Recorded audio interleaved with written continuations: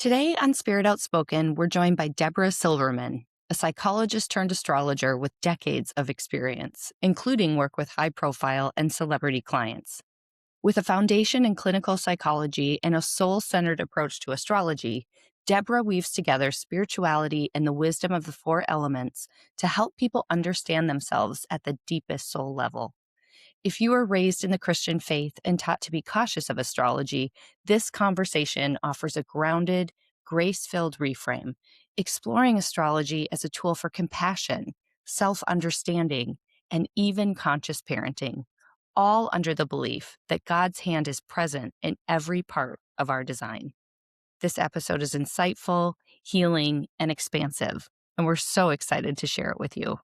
And with that, let's dive in.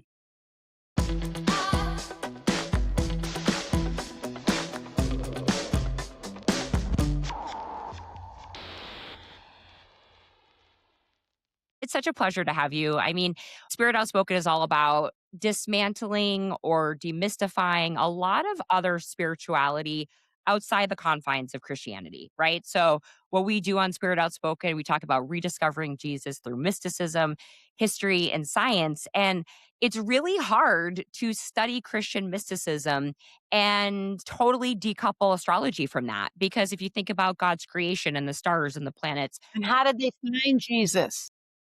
bingo. We just did a whole episode on that. Exactly. Yeah. Exactly. Yeah. It's like, of course, God's universe is intelligent. Of course, he could continue to speak to us every day through the stars and the planets and this beautiful blueprint that we're born with. So, I mean, we're so blessed to have you. I know I shared before we officially recorded that it's just a dream come true. And Rachel and I are so pumped to bring your wisdom, your wits, and your intellect to our audience. Thank you. I hope I deliver at least what you're imagining. You will. You already have. I just adore I have you. a lot of spirits hang around me, so we'll see who they are. I love it. Let's see who comes up. So I think if you could help us just begin by understanding or helping our audience understand what astrology is. I think a lot of Christians have a ton of fear around like the predictive nature of it or replacing God or Jesus with it. And what we try to bring forward is the point of view like we're not personally worshiping the moon. We're not worshiping the sun. We've seen it as a way to really grow in our Christianity. So I would love maybe for you to share like your insights on like how it's a self-development tool or how people could look at astrology that isn't through necessarily this like pop culture horoscope thing that people have sort of been taught to fear. Yes. So lots of questions in there, little Gemini. Okay. So the first one is let's look at where astrology got left behind because it was in the Bible. I just spoke yesterday morning to a group of rabbis, and there's a book called Kosher Astrology. Can you believe that? And all through the Torah, there is endless sightings, including Abraham, who's the Jewish leader. It's like their version of one of their main players, was an astrologer. So this has been ancient. Where it got taken out is more interesting. When Christianity was under the influence of the Piscean age, and so if any of you out there know, 2,400 years, cycles change from Aquarian to Pisces. So we are now in the Aquarian age as of the 1960s, which is described by breaking rules, not following, not participating in religion anymore. This is what we're in right now. The computer systems coming in, AI, ETs. We are entering the Aquarian age in the 60s after 2,100 years of being in the Piscean age, which was when Christ was here. And what that was, the Piscean age, was follow the leader. So they put a system in place based on the Bible that said, if you don't do what we tell you to do, you're going to have an independent thought, which is not the Piscean age. And if you do that independent thought, we're going to banish you from our communities. Because we lived in small groups. They were all in villages at that time. We didn't have electricity and so we were bound to these people. God forbid you didn't follow and participate with the Christian leader or the Buddhist leader. It was like, yes, sir. Then Aquarian age came in and went, we're not doing any of that. And it all got thrown up in the air. What about marriage? What about having children, not having children? What about living in faraway countries? What about leaving your family? That never, ever occurred because you couldn't go very far. And as soon as you left your unit of people, you couldn't get fed. Because how are you going to support yourself without the butcher and the candlestick maker and the person that was taking care of the kids? So that interdependence, which was beautiful in the Piscean age, was broken, just like right now we're breaking. We're in another cycle change. And this particular era is think for yourself. Well, astrology is specifically identifying individualistic systems. So I can look at each of your charts and describe your uniqueness. And I can say to the Gemini, listen, you're going to have to argue. And I can say to the Sag, you're going to have to get outside and play. You don't want to sit around talking all the time. There are different personality types that are encouraged by astrology, said the psychotherapist who studies astrology. I want to make you have a permission slip to fall in love with you. Well, that is not religion.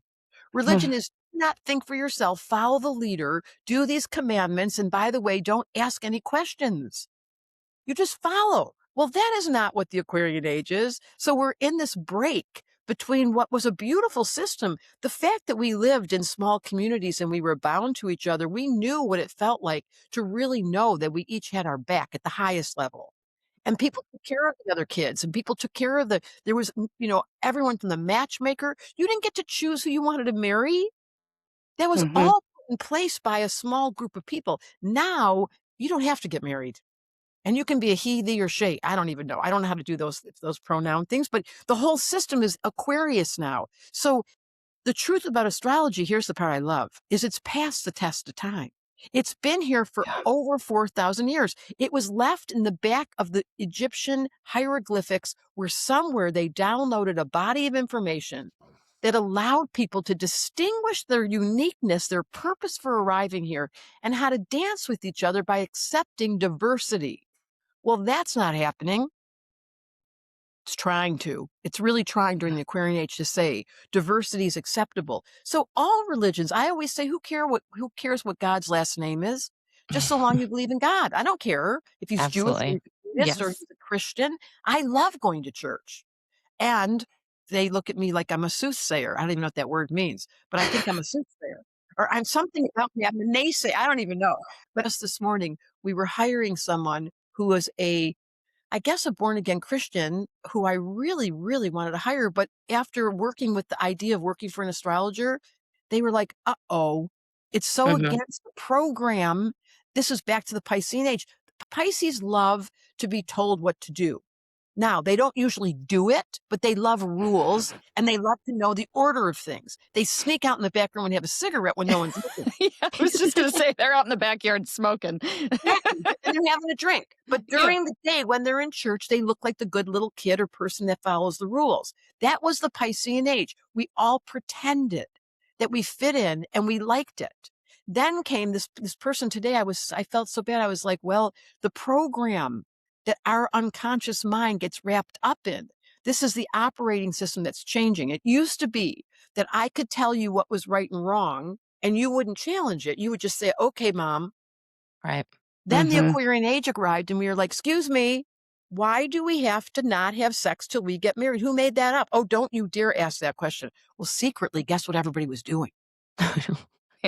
Totally. You can't resist the human condition with the program that comes out of a contrived book. Now, does that book have stories? Is it the most amazing resource for wisdom? Is life in its beauty and its ugly all inside the Bible? Yes. Does it mean that you've got to follow it like a unconscious creature who is No. In fact, the Totally. opposite. Fall in love with what's true for you. Find your own relationship with God, which is doesn't matter what his last name is, and then do the next right thing, which is kindness, concern for others, generosity. I'm so excited because I feel secretly, I'm Jewish, obviously, Silverman, but I've always wanted to be Christian. I mean, I was a wannabe. There's a lot of people that wanted to be Jewish. I really wanted to be Christian because I loved the singing in the church. After that, I kind of wanted to leave the church, but I loved the singing in the morning when everyone just sounded like angels together, praising the highest level of the creature called Jesus, who I thought was, and he has come in my dreams. I've been blessed by him. Oh, that's Oh, beautiful. Rebecca Grant is a Jew whose my grandfather was a rabbi, not acceptable to even talk. Like the society is changing. And what was once unreligious to think about astrology, to talk about other religions, to be open to other, sexuality. This is all up for grabs. And I am so glad it's 2026.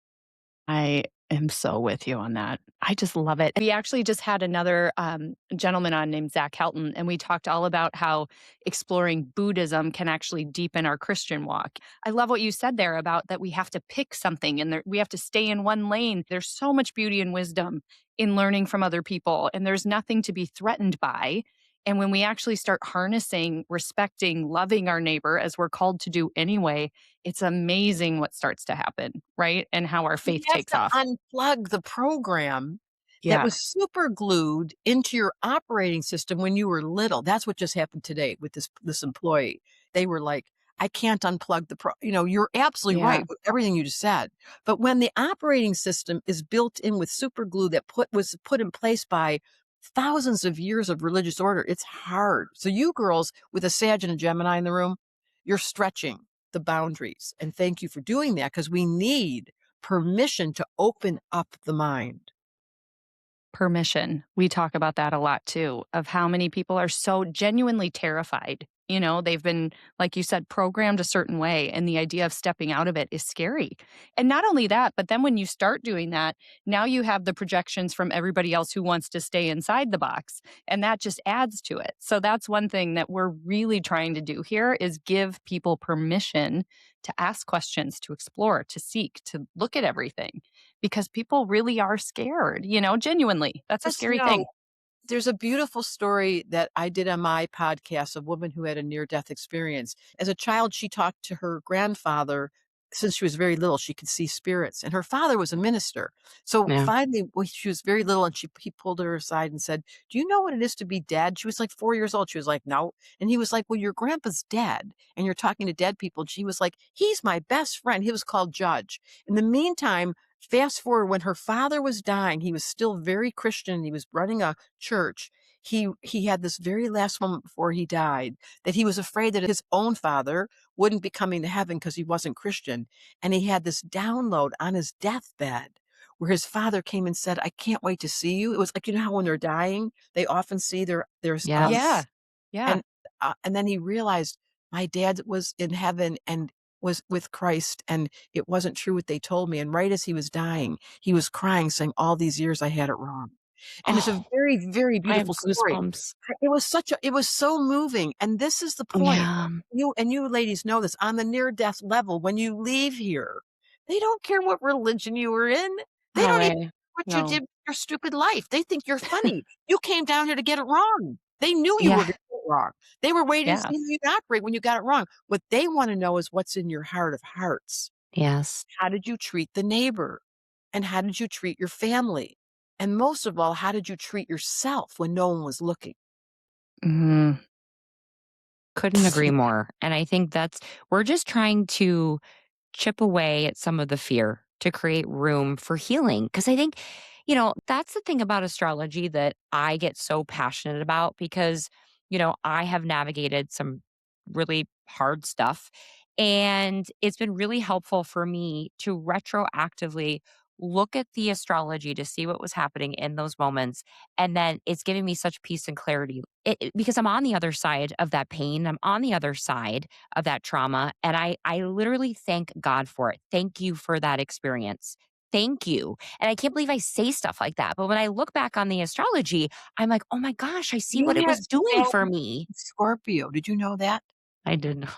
Saturn, you guys, let's stop the bus for a minute. I'm going to tell both of you where yours are, and then the rest of you can get my book. I don't believe in astrology. It's such a funny title. Absolutely. Yes. Get it immediately. Your life lesson, Scorpio, was to go through trauma in a very dark way, scary, like really have to deal with the dark side of the unconscious. And then once you became comfortable with the discomfort, to your point, then you become masterful at being with anyone else's trauma. Because now you're like, been there, done that, got the t-shirt. Yeah. Okay. So I have to tell you, my son, who's great now, was diagnosed with leukemia and went through 2.5 years of chemo. And I would say a big part of my faith was emotional bypassing. Like, as long as I can say love and light, manifest good, like trust God for everything, I can avoid pain. And that sure as hell didn't happen. So I go through this absolute traumatic thing. We had a fear of relapse at one point. He's great. He completed treatment in August and couldn't be doing better. As in freaking Aries warrior, by the way. And yeah, his chart is so cool. But I am now very comfortable with death. And I talk to parents who've lost their children where I could have never been able to do that before. You're going to Mhm. read my book and you're going to see Saturn and Scorpios. You're here to talk to us about death. It's the scariest thing in life. And your willingness to have faced it and gone through that tunnel and come out the other side gives other people the gift of faith. Now, that is the opposite for Rachel. Rachel, your Saturn's in Libra. So it's all about relationship. It's not heavy. It's quite the opposite. You can be a little dippy and indecisive, and there's too many options, and you're trying to figure it out all the time. And No. not you. And so your life lesson is being decisive and discerning what the right answer is from the inside Oh out and not letting other people always distract you.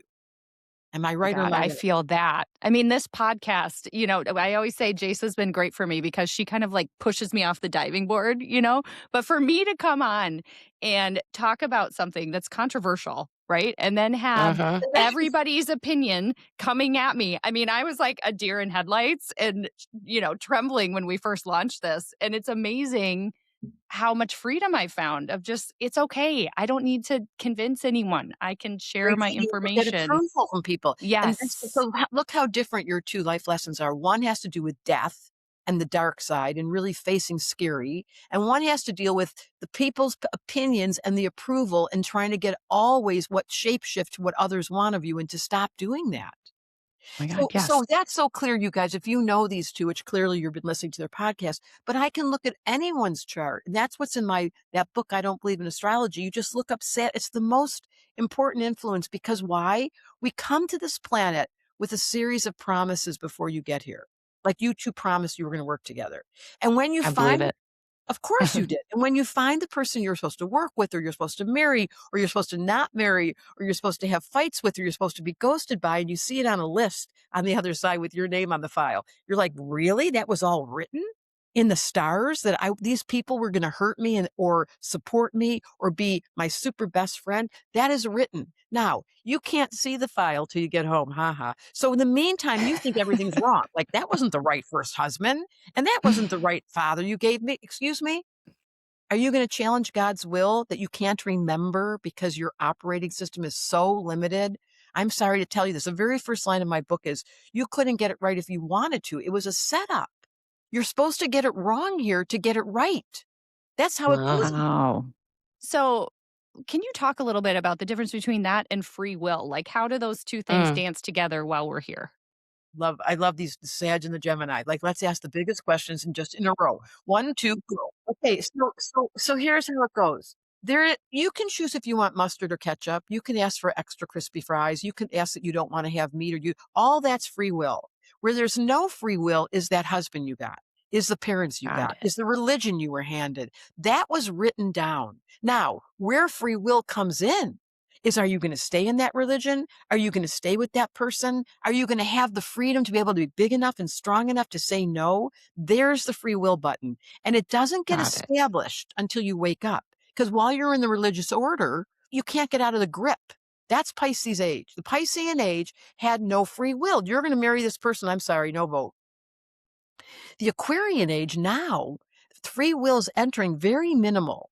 It's the way your mind perceives. It's just the story of leukemia. Like he went through that whole experience. First, she was resistant. Then she accepted the destiny line. Then she turned it into beauty and gold. And now her free will is to tell people, this is how you do this. So the free will is not the circumstance. You're going to meet that person. You're going to get, the kid was written to get that disease. What you'll do with it, how your mind translates it, the narratives you tell yourself about your ex-husband, there's the free will button.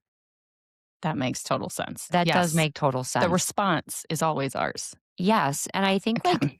okay, this is so interesting. Okay, so I have a question because I've come a long way with astrology where I can see where some people get nervous, right? Like if I heard like before going through that experience that hey, your Saturn's in Scorpio, you're going to learn a lot of lessons through death.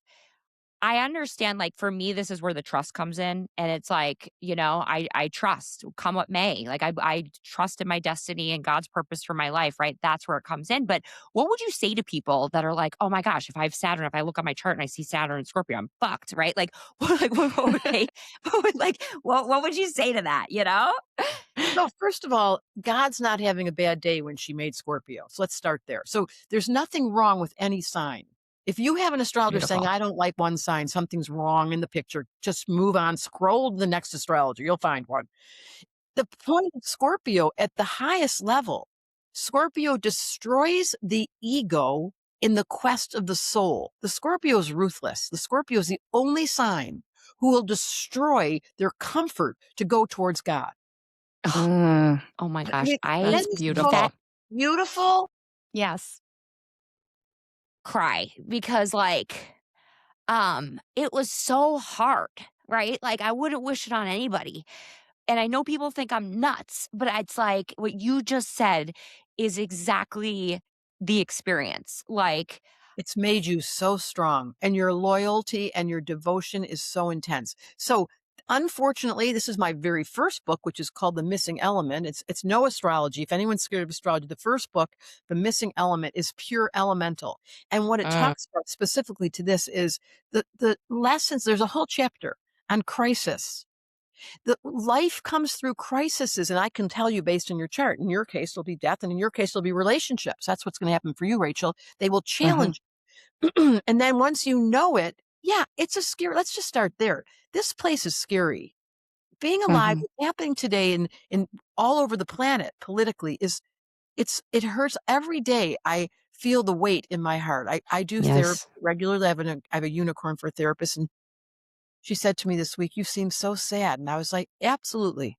I am so sad that we are not safe in our own country, let alone what's going on in Iran, let alone what's going on in Ukraine, let alone what's going on in Gaza. I I can name know. out like every All of it. country, what's going on in Hong Kong, what's going on in Tibet. Like there's not a word in that. There's no longer Shangri-La. There's no place on the planet, except where I live on Kauai, where we can say, shh, hold Yeah. hands, let's pray, let's all agree in our God, whatever his last name is, and let's Yeah. give thanks for the privilege of having feet and hands and mouths and computers. And aren't we so blessed? No, there is nowhere on this planet right now where there's not a shiver inside of the back room, Yeah. scared about what's about to happen. Yes.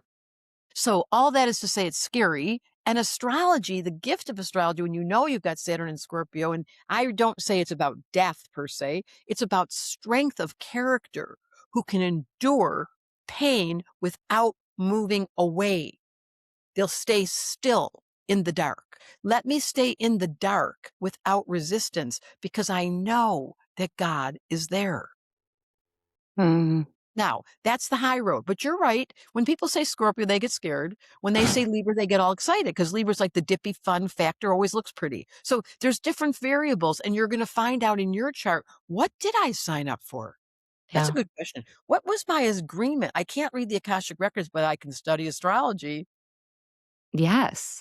Mm. So, like, how would people understand their purpose or their path through their chart or through Well, I astrology? just did it. It starts as simply as Saturn, my Okay, favorite planet, Saturn, that's and the big Okay. one. here's the easiest way to start. There in my first book, The Missing Element, yours is in water. So you have to deal with your emotional body. That's what Scorpio brings up. Like, I'm scared. My God, these Mm. negative thoughts I'm having. I'm so afraid that my son is not going to get healed. I mean, real fear. And then you realize, oh, God was there. And this was written. And I do have a warrior for a child. And I did learn about faith. And the other side, your Saturn, Rachel, is in air. So Mhm. yours is your mind can drive you nuts. The decision Yes. making and the commitment and follow through and not forgetting where you put things. And you're like, Oh oh my my God, God. please somebody help me. And now Seriously. so now knowing that air is your element, this is what the book, The Missing Element is, you have to learn how to write things down, how to read out loud what you write. So it's just not dumping, but it's listening. And you most of all have to learn to listen to your inner world. So your Yeah. decision making is not from the outside. Bingo. Ding, Oh, ding, ding. Yes. man. And if your Earth, if your Saturn is in Earth, which is Taurus, Virgo, Capricorn, you are the people, you guys, who are money mongers. You get upset when someone puts the dishwasher in the wrong direction. You're control freaks and you love to go to Costco because you want to buy all those discounts because you're like, I love Costco. It's so cheap. It's the earth people. My husband's a Taurus, so I'm laughing because I'm like, oh my God. Okay, and then the fire people with Aries, Leo, Sag, they're the ones that have to get in trouble. Their life lesson is you're going to say shit, you're going to get in trouble, you're going to swear, you want to exercise, you're a little too loud, you probably drank too much, you eat too much. There's a fire element, this is what I have, where you stick your foot in your mouth and you're like, am I in trouble? And yes, you are in trouble. And you get used, just like getting used to the water being so sensitive, the fire has to get used to, uh-oh, I pushed someone's button. I guess that's Yeah. what I do here. So all that is to say, the first stop to answer your question, well, how do you get to the life lesson? You start with the element, then Okay. you go to the sign, then you go to Okay. the house it's in, because that's a Mm-hmm. big revealer. But this is technical. And as a beginner, any of you listening who don't believe in astrology, that's why that's such a funny title. You just start with the elements are the oldest. When I was talking to the rabbis in the oldest Jewish philosophy called the Kabbalah, they are all based in the four worlds, which is the four elements. The whole old Judaism. Mm. Everything. I live here in Hawaii where I study hula. Everything's the four elements. In America, the indigenous, all of them walked with the four directions and knew every time to acknowledge. So the four elements are the base note of ancient wisdom, and it is in the Bible in the name of Judaism, certainly. I don't know about Christianity, where the four elements. That's a good question. I'm sure that the Christian mystics, you can't live without water, air, earth, or fire. It's kind of like Yeah. the staples. Hello. In the name of simplifying astrology, as you ask the question, where do I start? This is my gift. I translate astrology into English. We have a class starting in February. It's only 6 weeks. It's once a week for 10 people in a room, very intimate, and you study your chart. And the first thing you study is the elements. Like, uh-oh, what's your missing element? Because we're going to help you balance. So if I look at your chart, Jasa, I see that you have a balanced chart. You got a lot of air, I have so much hair. overabundant air, but you do have 2 in fire and you do have 2 in earth and you do have 2 in water. And then you got a bunch of air, which means what? That your air is the podcast host who loves to talk. You can't stop asking 45,000 questions. Then you have enough earth to drive yourself crazy. The practicality, the details, the perfectionist. Then you have enough water to go, I'm feeling so much. And then you have a lot of obviously fire where you're like thinking everything's funny when it's not really that funny, but you have a way of finding humor in just about everything. It's so true. Unbelievable. So, Oh, and then if we look at Rachel, I mean, this is the elemental conversation that makes things so easy. And in Rachel's case, she is missing an element. You don't have water. Interesting. Yeah. So it goes two ways. Either you detach, your emotional body cannot feel sometimes. And you're like, is this thing working? My gosh. I just said this to Jasa the other day. I'm like, I'm really healing. I'm feeling feelings. Like That is so something in my heart. It's yeah. like I So that's called no water. And as soon as you know that in the book, the missing element, you just read the chapter on water and cultivate the missing element. And like four wheels in a car, if that one was down, now we're balanced because you're going to put it back up. I So love it's that. very simple. I've never heard it explained in that way of really looking at the elementals of your chart because I had And no it's idea. I didn't have any water signs in mine. see, and so this is is that the point? Like, you like intended to have those missing so you could maybe find them? Is that like 100 that's the cutest thing. Is that the point of the Gemini? Yes. That's the point. The point is you become conscious. What is astrology if not waking up you two are both intellectually hungry. People that are hungry ask questions like, did someone really walk on water? And was that virginal birth actually because, wait, tell me more. Those are the questions that Yes. make the mind open outside the box. And you Yes. are both specialties. That's air, by the way. It's air you can't put in a box. It goes up. That's why you can't make a decision. There's too many options. So the simplest version for beginners is the missing element. And just start by asking, am I missing an element to your point? Like, is it that simple? Yeah. And some of you aren't. But if you have a predominance of error, like what we know with Jessa, then you know that her mind has no off button. The two of you would talk for hours. I can imagine. Yeah, we should see our tech. we go from Jesus to Costco to date night to kids, back to Costco, over to Buddhism. I mean, it's Like, did you hear about this Christian mystic? I just learned about her. Let's, It's I because it's a know. bird. Air is a bird, and they fly without a map, but they always get to where they're going. But who knows how they get there? That's air. Air is the element that loves to just wander around, and they always find their place they're going. Different yeah. than Earth people who wrote it all down, had a spreadsheet, a schedule, and a timeline. Mm-hmm. This is so funny. I mean, it's not, it's just, it's so validating that Yes. we didn't come here randomly. We came here with a plan. And I Mm-hmm. think, okay, so I have a question around, because astrology really opened up my mind in terms of reincarnation. Because obviously, as a Christian, that was never part of the dialogue. You die, you go to heaven. If you don't get it right and if you don't behave, like you're definitely going to hell. And then as soon as I started exploring astrology, and astrology was really introduced to me, and by God, I know it was divine, and it was right when I needed to hear it. Um, I I recognized like an inner knowing about it, like it like woke something up in me, and I really like I was like, wow, this is crazy. And then I'm looking at it all, and then I start doing other people's charts, and I'm like, okay, this is not random. This is so accurate. So then I had this perspective of there had to have been some type of decision before we came here. And if there's lessons in this chart, which I'm seeing play out in real time and retroactively, and I can confirm it, then this isn't random. So, can you help us understand the astrology point of view about reincarnation and maybe like how that would maybe intertwine? Does that make sense? Yes, totally. See, people can make astrology a religion because, like, every single day of the year, I open up my morning with my prayers, and the first thing I do is go look at the moon. Now, that's real. Is that a religion? What is a religion? When you repeatedly do something ritualistically and you can't not do it. I can't not continually connect with the cosmic imprint. So that's the first entrance. I would say the religious question you're asking here is reincarnation was strongly introduced by the Buddhist.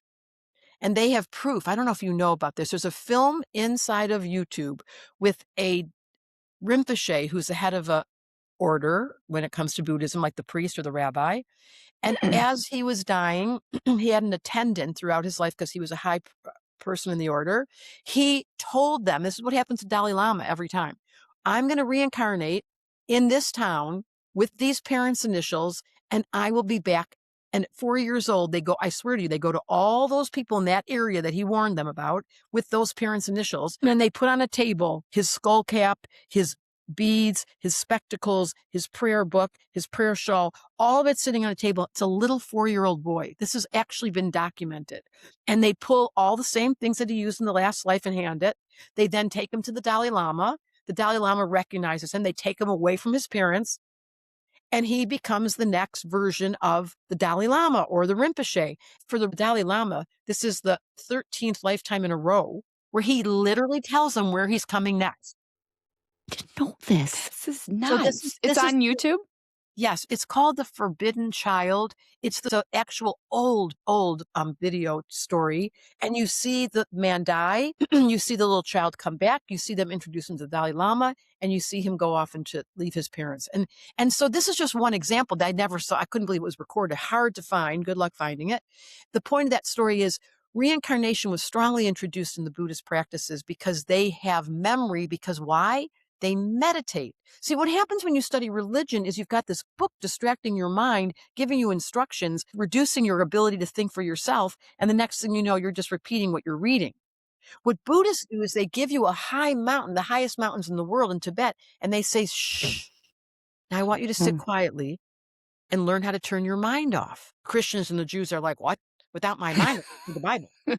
And the Buddhist is like, shh, and they sit and they sit and they reduce their mind to a surrendered muscle that is being directed by their soul. And they put it over there in the seat. And that allowed them to have past life memories. That allows them to have psychic abilities. That allows them to be in peace.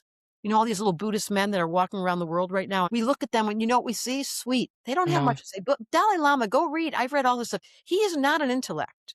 He is a meditating monster. 4 to 5 hours in silence. Now, that is not Jewish and that is not Christian. The Right. Buddhist reincarnation came to us through the Buddhists as one practice. In the ancient Jews in the Kabbalah, of course they believe in it. It's true. But the left brain and the system that's been infiltrated into the Christians is do not read that book, do not have that thought, do not let yourself go there because you're going to go to hell. Like, okay, sorry. So Yeah. that limited the capacity for the memories, the dreams, the intuition, the tarot cards, the astrology, the chakras, the yoga. Christianity was like, you cannot use your own mind. Now you guys are Right. changing all that. You're opening up our minds, including the system of the beauty. Jesus, why do you think we keep talking about him? Everywhere on the planet we talk about him. I think it's the number one religion because he was real. And all Mhm. he said over and over again was love your neighbors. Yes. Yes. Love me, Yes. like love God, like love yourself the way you love God, the way you love, period, done, love. So back to reincarnation. Yes, it is real. Is it endorsed by religion? Absolutely not. Does it require a deep listening? A deep, profound meditative practice, which I'm not good at. Gemini, Sag, forget about it. We wiggle too much.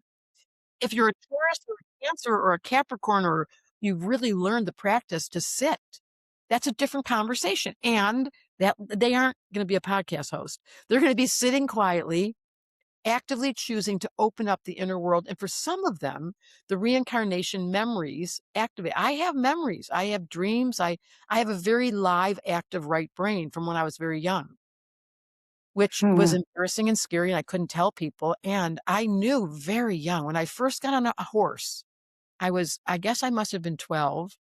I was taking horseback riding lessons, and I left the group, just typical me, and I started galloping, and I had this unbelievable experience where I was a man. I had a full past life memory by myself as a little girl on a horse. I came back and I was like, I left. I don't know. I never told anybody. Uh-huh. That was my first encounter with, yes, I have the strongest relationship with living outside and being native. And it came instinctually. So we all know past life memories. You know it by your interest. You know it by your fascinations. Astrology followed you around. That's why it returned. My fantasy at the end of this life, I can't wait. I mean, it's that we get to the other side and there's a little door opens and it says memory, and you sit down and on the screen comes the past lives and you go, oh my God, that was that was terrible. And then it gives the names of the person that showed up this life who was, and you're like, I knew him. All will be revealed, right? Yes. Exactly. Oh. So a lot of people start, and maybe, and I love how you start with Saturn because that's a really unique Mhm. place to go. Sun, moon, and rising. Do you think that there's a lot, like, is that really the core of people? The sun, moon, and rising at the entrance level is very, very important. Like just knowing that Rachel's all fire and air. As soon as I looked at her chart, I was like, oh, that's a little fun, shiny little face. She's going to have a lot of fun. Like she's fire and air. She's got a really strong dose of that. So immediately Yes. think of adding air to a fire in the fireplace. Woohoo! You know, we're gonna really. It's like let's all stare at the fire and tell stories, as compared to someone who's all earth and water, who's Yeah. very calm, doesn't wanna talk, would hate being on a podcast, wants to clean the house and cook and make a little bit of a yum yum dessert for everybody. That's a completely different personality type.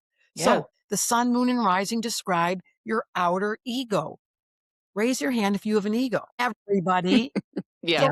So, your ego is described by your sun sign. Your rising sign, why is it called the rising sign or the ascendant, is your higher self. No one ever tells people this. I didn't know No. that. Okay, tell us more. Think about Yeah. it. Think about the words rising sign, Rising. ascendant. So it's the part of you that is rising into a different dimensional part of yourself that I would suggest in my book, Esoteric Law, go straight to your soul. The big conversation in astrology is about the sun, moon, and rising. Okay, so the sun is your ego. Everyone has one. The moon is your emotional nature. That's the secret sauce that makes you feel close to someone who can touch your heart and make it safe because your emotions all want to be feeling safe. And then your rising sign is the soul part that gets left out until you begin to study. So should we go do your rising signs? I love this. It's so This fun. is so perfect. Jasa is Virgo rising, which is the perfectionist who never thinks she's getting it right. Is that how it feels? Yeah, it's like I have this like I don't know where it comes from. It's like this urgency to search and to know and to like, um, I think get it right. I think that And so that's what the you would do, driver. if I were you, knowing your Virgo rising, you go to my book and you read what's the Yes. downside and what's the upside. The downside of Virgo rising is a very subtle, kind of like a nagging voice that says, you know what, you should make sure you're on time. You should make sure you took care of that. You're not really that. You know what? Why don't you clean that before you go? You know what you need to do? You need to make a list. You're not really organized. I mean, you are, but you're not. You've really got, so it's a never ending doubting Thomas who Oh my encourages you to feel slightly insecure. That's the low road. They have a high nervous system. They get nervous a lot because there's some low grade feeling that I don't know. Did I turn off the, it just, they my don't God. stop that. Yes. The high level of Virgo is selfless service that says they wake up and they Mm. say, why am I driving myself nuts? The awareness comes on. I call it the observer. And you look over at yourself and you go, I am so critical for no reason. This is the mantra for Virgo rising. I always get things done and I do it the best I can. So once that becomes the backdrop, I always get things instead of worrying, because that's what you do. Not that you don't ever get things done, but you have that low grade little bit of a and that gets Yep. quieted once you read the book and you go, oh, I'm a selfless server. I always get things done and I'm doing the best I can. You begin to reinsert a positive reframe. And that's the value of astrology because it won't go away. You'll always be slightly nervous and you'll always be a really high achiever because you're so concerned. I like that. I hire people like you because I know you can't live with yourself if you don't do the best you can possibly do. 100%. That's you. And It's yes. the higher road Achiever. of that is trusting you are an achiever. Like at some point in your life, you're going to Mhm. go, what? I always get things done. And you're going to think about this after this interview. Like, if I could tell my nervous system that I always get things done and believe it, I'll reduce that. This is nuts. Like, this is like it's like 10 years of therapy in one sentence. Oh, no. This is like Okay. what's so And nuts. stop the bus. Carl Jung, who worked with Freud in the 1930s, was the original Yeah. psychiatrist. They never had the word psychology till those two came into being. He was quoted to say, psychology will be a dinosaur science until it includes astrology. He was an astrologer.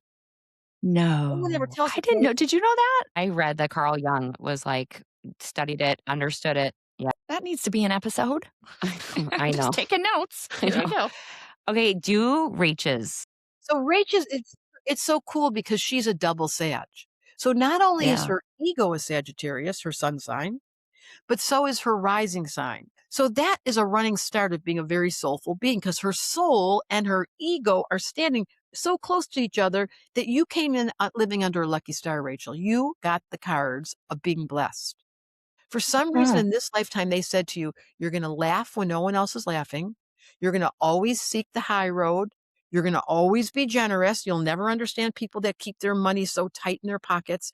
And you'll always be the one that says, it's okay. It's going to turn out. You'll see. Like you are a double Sag. Your soul and your rising are the same, and they're both in the sign of optimism. The biggest issue you have, as we've mentioned, is this indecisive problem. But that's not the quality of your soul. You really got lucky because when the soul and the ego are the same, the rest of us, it's conflicted. So for Mm. Jasa, she has a conflict because her ego's like, I'm so fun and I'm so happy. I'm a Gemini and I don't care. And her rising sign is, yes, you do. There are two different characters that live in her that don't agree. One says, can we just skip the details? The other one goes, no, you will not skip the details. That is so you, because you are. She is such an achiever. She has such a drive, but she's also so much fun. I see that duality. See, for you, but that's so different for you, Rachel, because you have a real consistency. You're like, I'm going to have fun. I'm not going to make a lot of noise unless I'm drunk. If you drink, it's dangerous. You probably know this. Jason knows. That's why she always tries to get me drunk. It's way funnier and way goofier and way Yes, looser. I know. I That's love who it. you really are, by the way. I always tell people when you drink, that's your real self.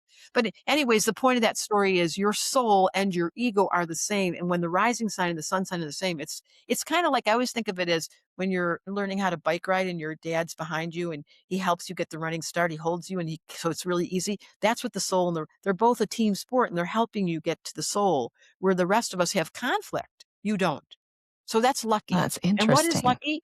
Living under correct knowledge. Luck doesn't come, it's past life inheritance. Luck comes because some people in their last life were so good and worked so hard. They came in with money, they came in with health, they came in with intelligence. It's a culmination. And the young souls are like, huh? I don't know what they're talking about. That they just got here. Yeah. Okay. So old souls, young souls. Yeah, I was just going to say, can we talk about Is that a little that bit? is that something that you can learn from your chart or you can intuit from your chart? There's certainly indicators that are loud that will describe an old soul. As soon as you sit down with someone, you'll know immediately, and we all do. You know when you meet someone where they are comfortable in silence. They Mm, have one-liners where you're like, "Can I write that down?" Now there's other souls who you watch them make big fat mistakes. You don't need a chart to distinguish the souls that you're gonna rely on, and it could be the cleaning lady comes in and the whole house sparkles because when she left, she just put this solid, stable, energetic. That could be an mhm. old soul who's simple. You go do any research at all on Buddhists who are living up in mountains, who live in caves, who literally meditate. Simple. The ultimate practice on this planet, which is the opposite of Judaism or Christianity, because it's so complicated, that book is so thick. The simple version is, am I at peace? Can my heart rest in the middle of crisis? Like right now, I have to really work on my sadness and say to my human self, I know why you're scared. I Mhm. can see watching the news in every country you'd be scared. And my soul then comes in when I meditate and I pray and I put on the right music and put on the right incense. And I have my best friend sitting next to me holding my hand. And I say, oh, that's right. We're all safe and we're all in love. And this is all going to work out. Now, those two voices of the ego and the soul, the Mm, ego crazy pants, because she's scared, and she should be, because mhm. ego, evading God's oneness. You don't Oh, believe in God when your ego's operative. You are Oh, completely self-consumed. You've left God out. You left God out. You're all about you. Soul. Ready? Soul. Source of unconditional love. When you're in your soul, you're like, I trust that even in the worst of crises, I can anchor myself into my soul, unconditional love, and get quiet and rest. Now, my ego's going, what are you doing? It's so stupid. Don't listen to those girls. Don't believe in astrology. That's so stupid. Don't you understand? You've got to be in control, and the church gave you the rules. Now, follow. Okay, ego. And they're going to like me? The soul doesn't care if you like them. The soul has a relationship with God directly and is very comforted in the quiet of their own silence. I just was reflecting on how, everything going on right now, how I fluctuate so constantly between ego and soul. But you can tell, when I'm agitated and angry and scared, and then you go in and meditate, it's like, oh, there's the shift, like mhm. there's the old gal. like Here I am. we all are always fluctuating between those. And to It's a just pink. even have that awareness is so huge, which I Yes. never had before. Yes. I was all over the place. But now, even just to know, oh, that's my ego. Like, you And know, to be super kind, yeah, like, this is the soul is the source of unconditional love because it looks at my little ego. I'm super sensitive. I get my feelings hurt really easy. I don't like telling people because they never believe it, but it's true. And I really have pain around the planet. I feel like I'm a mom because I have cancer on my midheaven. I have Mars in Cancer. So I'm always playing this role of, are you okay? And it's not okay. The yeah, planet's not Yeah. okay.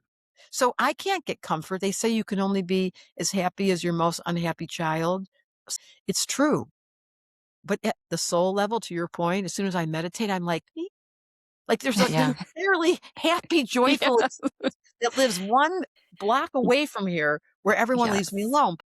And we are living in a dualistic world. And isn't that the gift of astrology is to be able to have more signs and signals of when we're deviating? It's like by what you told me about Virgo rising, it completely shifts my perspective because I honestly always just sort of like, oh, that constant chatter, whether it's nice or critical or it's never enough, go do.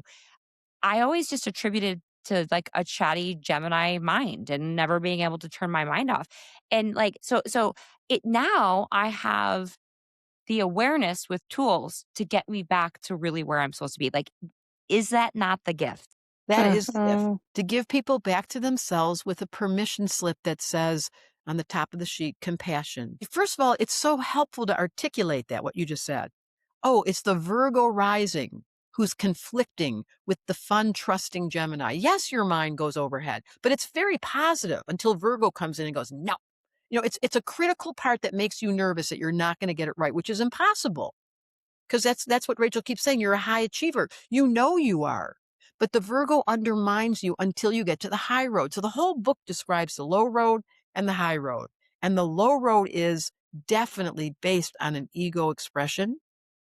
And the high road is definitely the soulful version. And every sign, not once, like Scorpio, I said that to you, they'll destroy their ego in the quest of the soul. Scorpio is the highest sign in the esoteric world because they're really determined this lifetime to make sure they Wow. have a relationship with God. It's not a mamby-pamby, silly version of God that was told to them in the church. It's a direct experience. Oh my I also loved what you said about compassion. That we are designed in a specific, beautiful way, in just the way we're meant to be. Like, there are no flaws in how we've been created. uh, Everything serves a purpose. And Can I you think that's what's so. imagine when God created us, God and Goddess, whoever they were like, these creatures can smell and eat and kiss and have an orgasm. Then they can have babies come out of them. Then they can get old. Then they can get young. Then they can open up their minds. They can meditate. This thing is like a toy store. I mean, they couldn't believe the options. And the one mistake that got put in place, which I think has to be addressed, is that at the unconscious level, there's a dark force. Now people call it the devil, they call it evil, and it's all true until your awareness is on and you go, this is what I always say. The kidneys, the liver, the bladder all know how to detox and throw out of your body into waste material. The brain doesn't. So if your brain got programmed and it has no filter, you're going to have to take the responsibility to be the filter, to start asking yourself, does that thought, is that true? Is it really true that I'm never supposed to be able to fill in the blank? Is it really true that people that don't follow my religion aren't going to be able to see God at the end of this? Is that really, like, you have to start questioning, and that's the right use of the unconscious mind wakes up, realizes beep, beep, beep. This is what Carl Jung said. The function of psychology was to make the unconscious conscious. That's all he said. That's what astrology is. It makes your unconscious impulses conscious. And that's where the free will button is. Oh my gosh. The way that you connect like other schools of thought, it's so helpful because it makes astrology so much more tangible in terms of like a healing tool or like a self-discovery tool because people don't see the Enneagram as counter to their spirituality. I mean, maybe they do, but I'm not observing that. But it's like astrology, which is the Enneagram of the soul, like your whole being. The foundation of the Enneagram, by the way. Right, And the gene keys. Yes. totally. And human design. Oh, they're all based on astrology. Okay. So many of our listeners are either deconstructing their Christian faith or they're just like, "Oh, hey, I wasn't really interested in that Jesus guy before because of everything that kind of came around it, but this is interesting to me," right? So people coming from all different walks of life, can you use your chart to give insight into like what you would need spiritually? It's a good question, Jace. Great question. Yes. Okay. Well, let's do it by element. Let's just say it's because you guys don't know your charts, and I don't want to be technical. I like to really talk English rather than woo woo. So let's just say you are a very sensitive personality. This is Pisces, Scorpio, Cancer, could be in many different forms, rising, moon, you name it. And your impulse is to pray. You really love praying and you really love the practice of the Christian model where you do the repetitive Tradition. tradition. It really serves your sensitivity to go into a church and have the history all around you and resonate with that echo of the memories. So you're going to be prone to resisting anything that brings in new thought that forces you to change. Good to know. So use your ritual, use your prayers, continue them, just open up the door so that you recognize this is really a big stretch. I'm here to be compassionate, said the water personality. I care so much.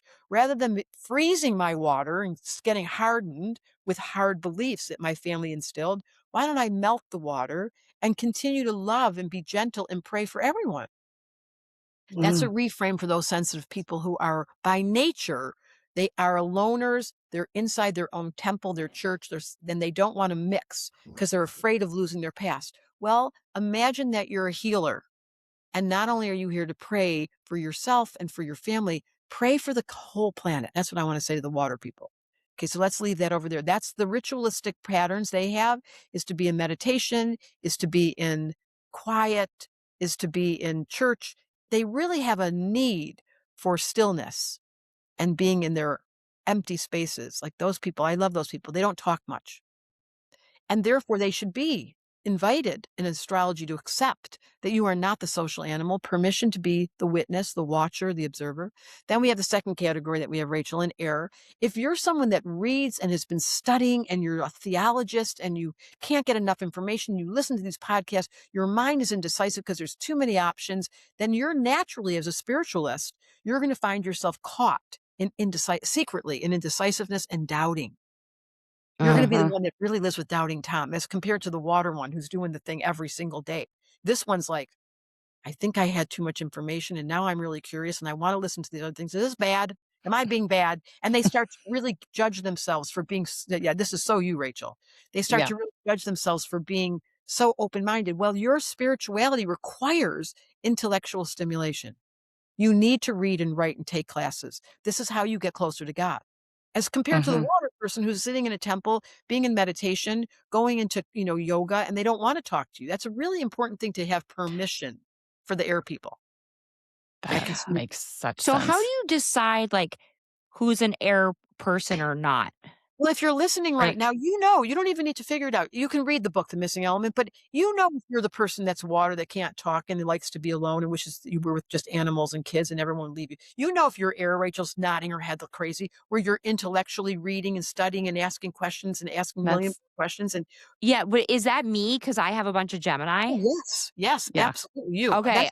So it's how do you determine? I guess my question more That's a good specifically is question. how do you determine? Is Which it one you are. your sun You don't sign, need or so is it?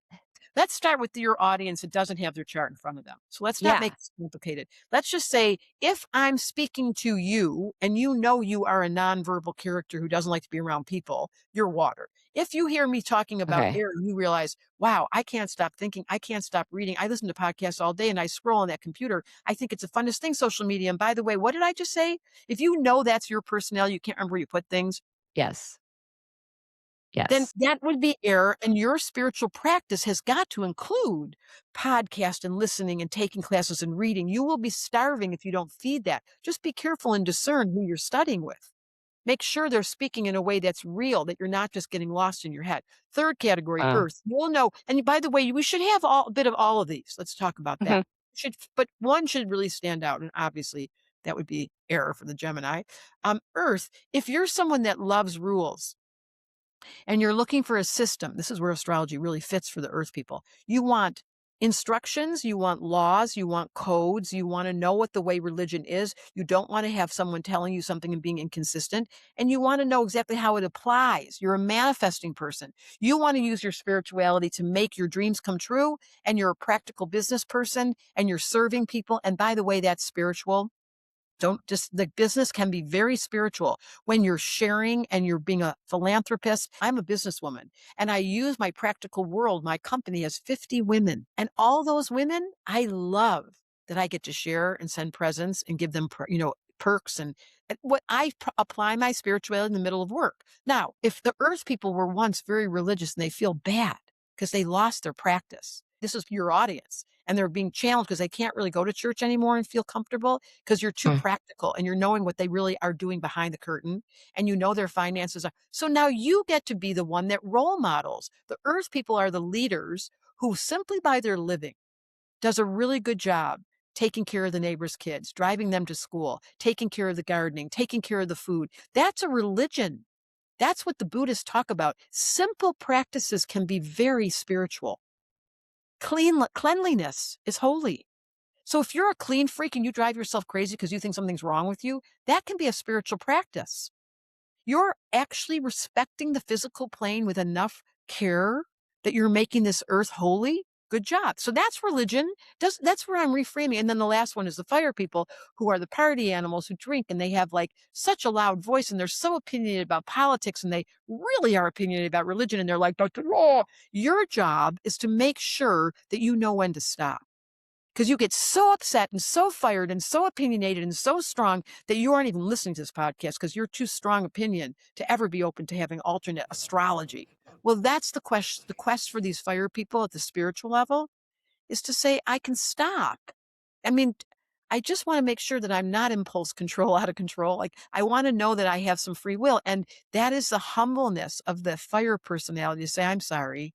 I was so loud. I didn't mean to do it. Get really good at saying I'm sorry. That's a religious practice. Please forgive me. Please forgive me. I'm so sorry. I did not mean to do that. I didn't mean to, even though it was true what I said, I didn't do a good delivery. I'm sorry. That's a spiritual practice. So all these elements, it's a great question. They come with personality types, and you can tell what religion will be drawn to them. Water people love Buddhism. Earth people love religion. Born again Christians, they love the rules. Fire people love the brimstone, singing in the church, and whoa, they're going to be wild, and so they should be. And it's so important. This is so back to astrology. Is when I realized that my personality had a combination. I am an intellect. I have studied religions. I have been fascinated by all of them. I go to any church I can go to. It's my privilege. I have on my next immersion, which is happening in a week. I don't know when this is airing. We have a Buddhist who works with the Dalai Lama. We have a rabbi. We have India Ree singing the most beautiful, holy, spiritual music you ever heard. And Wow. we Blue, this new age girl who has made a big, big impact on social media, who is, I don't even know, a spaceship driver. I don't even know how to describe her. So all the different cultures are represented in this immersion where I take their chart. They tell us the story of their destiny. I point at the chart and show it to them. And then by the end of the 5 days, you're like, I want to study astrology, and that's my job. It's like potato chips. Here, can I hand you the bag? Yeah. No, it's true. It's like once you see, you can't unsee Mhm. it. Yeah. You can't unsee it. And I think for me, it's been really healing. I know for you too, Rachel. Like Yeah. I it's how I almost like see the world through that lens in a way now, right? Where it's given me empathy for other people to be like, no, there's nothing wrong. It's just Mhm. like that is the unique blueprint that they have set out. It's like their own life, their own path, and that we're so unique and gifted, and we're also so uniquely challenged. Like it's all. It just helps me kind of see people in a more spiritual way. Yeah, for sure. I I don't always know say it's through the eyes of love. The stars give you the gift of seeing through the eyes of love. And then you're compassionate because we can't not admit that we're judgmental. You meet someone who rubs you the wrong For way, or sure. you read a politician's story and you think he's this and he's that, and all it might be true. And then there's the place we're going to come back to where you're like, hold on a minute. I always ask this question: what was God thinking when she made you? Whenever I'm upset with somebody, I stop and I go, what was God thinking when he made you? Like, what was the point of that? There must be a spiritual divine purpose behind the curtain. And so it humbles me after I get irritated. You can't bypass. I am very honest as far as my sensitivity, and I am impulsive at times where I like someone or don't like someone, and then I catch myself, and then I back into my wisdom, to my soul, and I ask that question: what was God thinking when she made her? She must have been having a really good day, or maybe it was a really bad day. I don't know. But the point is, she's here, this person, this politician, and they're playing a role in our universe to see if we can stay calm enough to know how to breathe and forgive and be curious and humbled in the presence of Mhm. will. I'm humbled. I don't understand this reality. I find it, to your point, very, very conflicted, and too many things to have to integrate at the same time, which don't seem to work. What I do know when I close my eyes is the humility brings me to a little smile. I don't know why. I catch myself meditating like this. My observer comes, I'm like, why are you smiling? Because on the inside, I can feel the presence of God, who is life, spirit, call it what you will. So unbelievably magnificent. Unfathomable beauty created this existence, including astrology. Astrology made me a believer. If any of you are skeptics, This is know. where I became a firm 100% believer. Okay, so I'm so glad that you said that because I think that people lose the opportunity to deepen their faith and to really feel and experience God in a new and really tangible way because once you see it it's like oh you get such like Comfort. yes Yes. comfort but also this like oh my gosh, God is real and continues to speak to us every single day.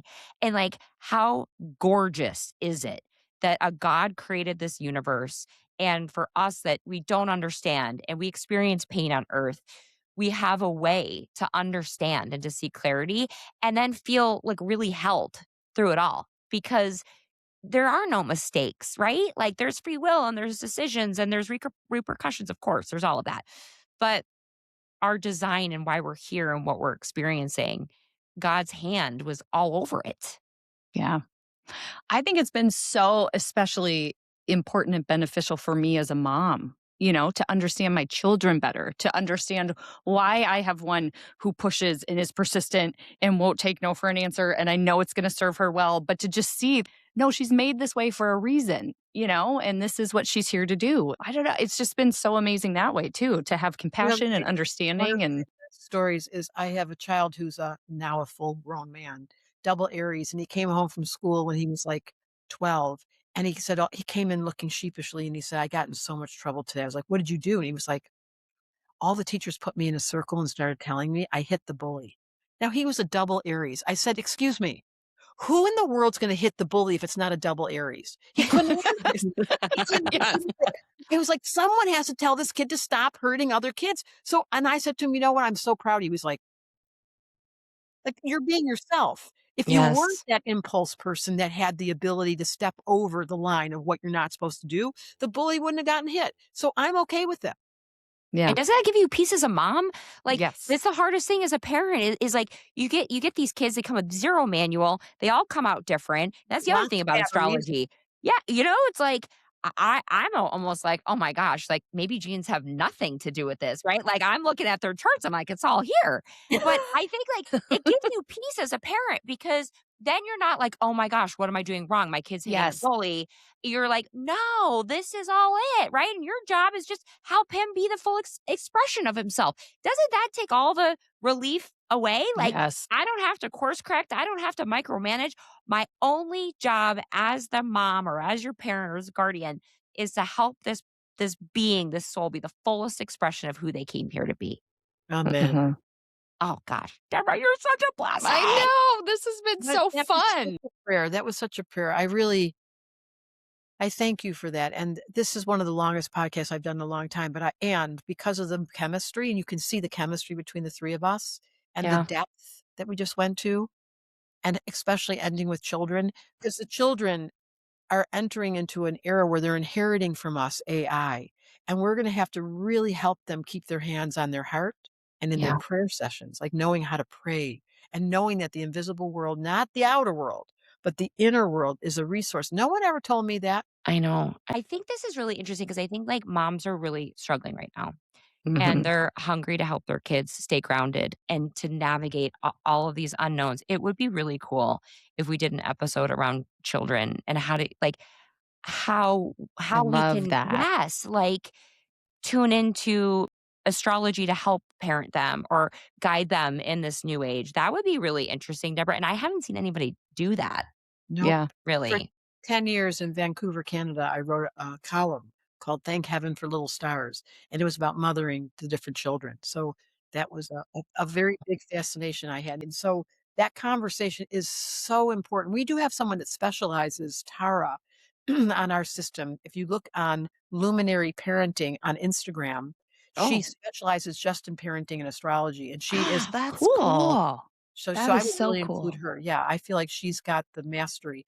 There What was is it? Luminary sorry, Luminary astrology, luminary parenting, parenting. luminary parenting. Okay. and it is such an important conversation because we are walking into a technical zoo. I mean, it's gonna be within 2 Social years. media isn't the problem anymore. That I is know, like that I is know. last year's problem. and nothing wrong. Again, remember this, God's hand is everywhere. I just wanna say that out loud. even in this unbelievable America's dismantling of democracy, God's hand is here. Now, will we make it through this threshold? Yes, because of people like you. Are we scared? Yes. Is there a chance we won't? Yes. But optimism for us is the only option because Yeah. I believe Yeah. I'm here to help the transition. Each of you can say the same. You were born for this. This is exactly when you wanted to come in, 2026. That's I wild. know. And like Yeah. the timing of our podcast really shifting and taking off. I know it's not a coincidence, right? We're like, Yeah. oh my gosh. Oh, so we can't thank you enough. Like you are everything we knew you would be and more. I And think it was yeah, even and better. Can that's I what I'm say that? saying. No, you surpassed even all expectations. Thank you so much. Thank you for the work you're doing because there's Oh, so good. many people who are trying to free themselves into independent thinking and enter the Aquarian age. Yes. Yeah. Yes. Yeah. I really want to learn.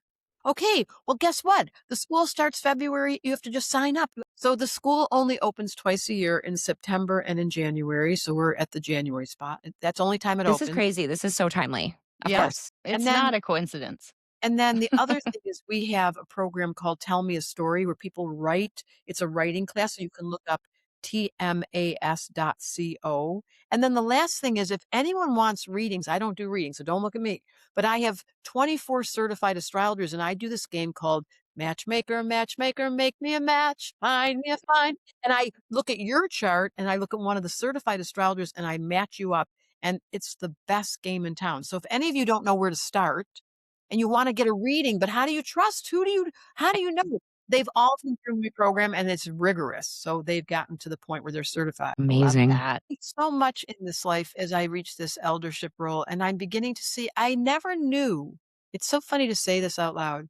I never knew that the simplicity of repetition of doing readings and studying as a real Gemini, that my continual curiosity with people and asking questions and really genuinely wanting to understand, it would turn into an avalanche where people would see the effect of my collection of wisdom. And to know that I can spur you guys on at the next generation. I wish that I would have met Debra Silverman and somebody would have taught me astrology at the simplest level, but I had to spend almost 45 years, 50 years navigating through the dark part. But now I tell all the secrets in the class. So if you want to get the fast track, you just take level 1. No, Love it. it's unreal. And like, that's why we're like, we're talking to Deborah. Like, it's really, I'm telling you, Yeah, because it's part of your destiny. Yeah. it is. It is part of our destiny. But no, you're right. And for you to be able to pass that wisdom on to us, like we really It's do a feel gift. it's like such a gift. It's such a blessing to us. Yeah. So thank you, thank you, thank you. Lots of aloha and lots of love. And thank you to the ones we can't see, from the Christ to the Buddha to the heart at the center of your own heart that knows all is well. So it is. Thanks for joining us for today's episode. If you're ready to take your spirituality to the next level, be sure to check out our website, spiritoutspoken.com. There you can download free educational resources, read our latest blog posts, and join the Spirit Outspoken community. And don't forget to follow us on Instagram and TikTok at Spirit Outspoken to stay up to date on news, happenings, shenanigans, and all things Spirit Outspoken.